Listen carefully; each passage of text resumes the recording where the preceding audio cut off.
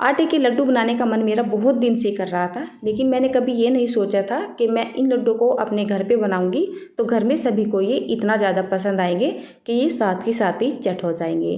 तो दोस्तों, मैं हूँ अनीता और स्वागत करती हूँ आप सभी का आपके अपने चैनल यासिका कुकिंग सुकिंग में।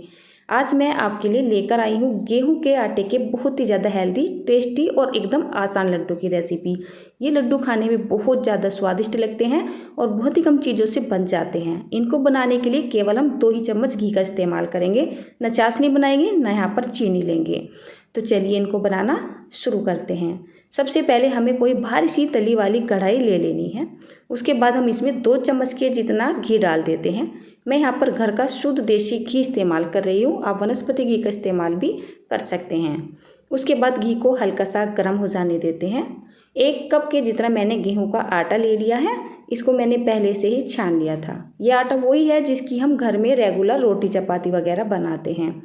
गैस का फ्लेम हमें मीडियम और लो के बीच में रखते हुए इस आटे को कम से कम 5 मिनट के लिए भून लेना है। इसको हमें लगातार चलाते रहना है, इसमें लम्स नहीं बनने चाहिए। तो उनको मैश करते जाइए और आटे को अच्छे से 5 मिनट के लिए भून लीजिए।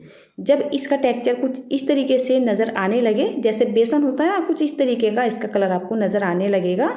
यहाँ तक इसको भूनना है। तो जब ये आटा भूनने लगता है, इसमें बहुत ही प्यारी सी खुशबू आती है और साथ ही इसका कलर भी देखिए चेंज हो जाता है। तो बहुत ही बढ़िया ये हमारा आटा भूनकर तैयार हो चुका है।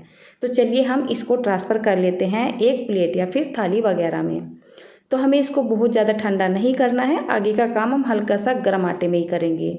जैसे मैंने इसको एक थाली में निकाल लिया है तो इसका टेक्सचर कुछ हल्का हल्का सा गर्म है। चलिए, आटा तो हमारा भुनकर तैयार हो चुका है। उसके बाद जिस कप से मैंने यहाँ पर आटा लिया था, उसी कप से मैंने यहाँ पर ये बूरा यानी कि तगार ले ली है। अगर आपको बूरा या तगार नहीं मिलती है तो आपको क्या करना है, नॉर्मल चीनी सभी के पास होती है तो उसको मिक्सी में पीस लेना है।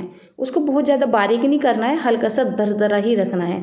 जैसे नॉर्मल बूरे का टेक्सचर होता है कुछ इस तरीके का हमें रखना है, वो डाल लेना है यहाँ पर। उसके बाद आधा कप के जितना मैंने यहाँ पर मावा, जिसको खोया भी बोला जाता है, वो ले लिया है। तो खोया ये होममेड ही है, आप चाहे तो मार्केट का खोया भी इस्तेमाल कर सकते हैं। तो इस खोए को इस मिश्रण में हम अच्छी तरीके से मिला देते हैं। अगर आपके पास खोया नहीं है तो आप यहाँ पर घी का इस्तेमाल कर लीजिएगा, टेक्सचर वही आने वाला है। तो यहाँ पर देखिए जो खोया है मैंने इस आटे में अच्छे से मिक्स कर लिया है। मिक्स हमें कहाँ तक करना है, जब तक इससे इस तरीके से मुट्ठियाँ ना बनने लगे। अगर आप घी डाल रहे हैं तो घी का भी हिसाब आप देख लीजिएगा कि आपको इतना घी डालना ही होगा कि यहाँ पर लड्डू हमारे अच्छे से बाइंड हो जाए। तो देखिए इसकी मुट्ठियाँ बनने लगी थी और इसमें लड्डू भी अच्छे से बाइंड हो रहे हैं। इनको बनाने में मुझे कोई भी दिक्कत नहीं आ रही है। तो देखिए बहुत ही ज़्यादा स्वादिष्ट और हेल्दी ये हमारे लड्डू बन रहे हैं।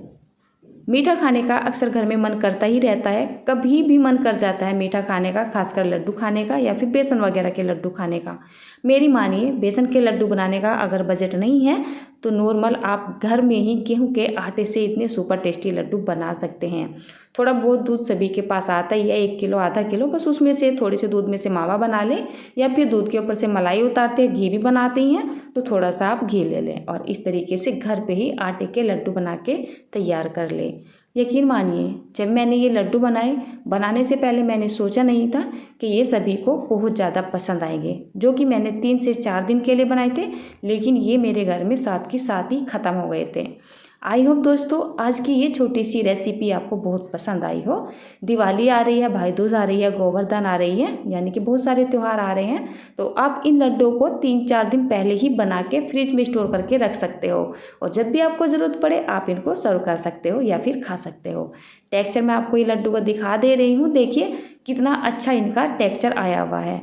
टेस्ट इनका इतना ज़्यादा अच्छा है कि बेसन के लड्डू इनके सामने फेल हैं। अगर रेसिपी पसंद आई हो तो रेसिपी को लाइक, कमेंट, शेयर करना। हो सके तो मेरे चैनल को सब्सक्राइब भी ज़रूर कर देना।